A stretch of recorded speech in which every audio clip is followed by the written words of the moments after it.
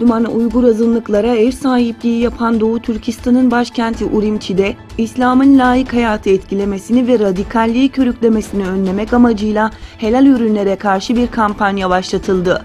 Urumçi'nin Komünist Parti liderleri pazartesi günü yaptıkları toplantıda helal kavramının yayılmasına karşı savaş açtıklarını açıkladı.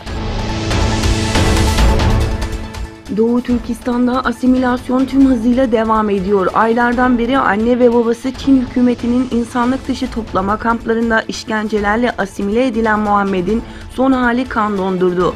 Doğduğu yer Doğu Türkistan olan Muhammed, vatanının neresi sorusuna Çin cevabını verirken, vatanını seviyor musun sorusuna Çin'i seviyorum cevabını veriyor.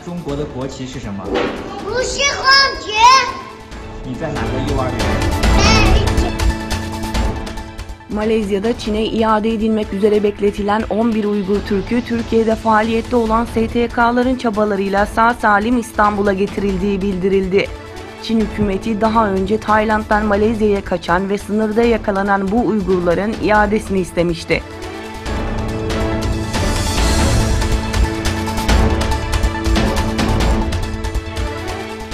ABD Federal Soruşturma Bürosu Direktörü Christopher Wray, Çin birçok bakımdan karşı karşıya kaldığımız en geniş, en karmaşık ve en uzun dönemli karşı istihbarat tehdididir dedi.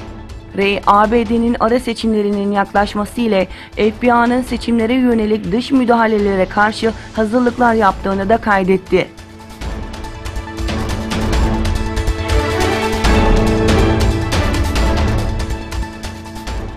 Rusya Devlet Başkanı Vladimir Putin, karma dövüş sanatları hafif siklet ünvan maçında İrlandalı Conor McGregor'u yenerek şampiyonluğunu koruyan Habib Nurmagomedov ile görüştü.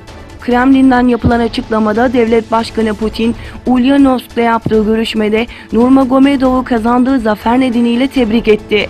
Sporcunun şahıs olarak müsabakaya katılsa da Rus vatandaşı olduğunu hatırlatan Putin, kendi vatandaşlarına nasıl davranıldığının önemli olduğunu belirtti.